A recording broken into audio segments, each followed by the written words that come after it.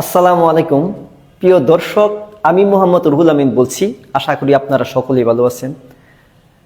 প্রিয় দর্শক, ডায়াবেটিস ভালো হয় আপনি যদি আপনার কোষ পরিষ্কার করতে পারেন, আপনি যদি মাঝে মাঝে রোজা রাখতে পারেন, আপনি যদি প্রতিদিন 7-8 ঘন্টা ঘুমাতে পারেন, আপনি যদি কিছু সময় এক্সারসাইজ করতে পারেন, আপনি যদি মানসিক প্রশান্তির চর্চা করতে পারেন, তাহলে ডায়াবেটিস ভালো হয়ে যাবে ইনশাল্লাহ।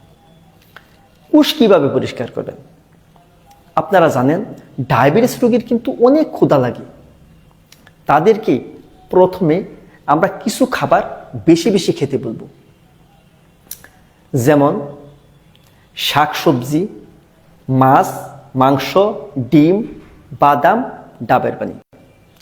তাছাড়াও আমরা কিছু খাবার দেব যেটা হচ্ছে অর্গানিক হলুদ বুস্টার, অর্গানিক ঘি, chia seed, green tea, green juice, baking soda.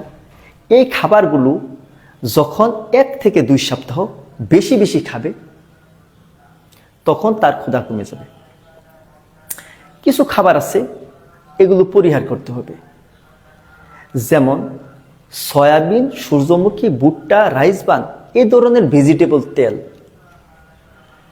কিছু দোকানের হোটেলের খাবার আছে, যেমন বিস্কুট, চানাচুর, রুটি, কেক, সিঙ্গারা, সমোসা, ফুচকা, চটপটি, বেলপুরি, ঝালমুড়ি ইত্যাদি।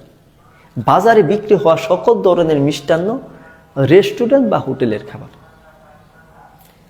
বিড়ি, সিগারেট, গুল, জর্দা এগুলো পরিহার করতে হবে। আপনি যখন আমাদের দেওয়া খাবার বেশি বেশি খাবেন, তখন আপনার ক্ষুধা কমে যাবে। যখন আপনার ক্ষুধা কমে যাবে, তখন আপনারা রোজা রাখবেন। লক্ষ্য রাখবেন, ইফতারের আগে কিছু সময় এক্সারসাইজ করবেন এবং মানসিক প্রশান্তির চর্চা করবেন। এই নিয়মগুলো মানলে দেখবেন ডায়াবেটিস ভালো হয়ে যাবে। আবার যখন আপনারা নিয়মগুলো ছেড়ে দিবেন, তখন আবার আগের অবস্থায় ফিরে যাবেন। আপনারা যে যেখানে আছেন সবাই ভালো থাকুন, সুস্থ থাকুন।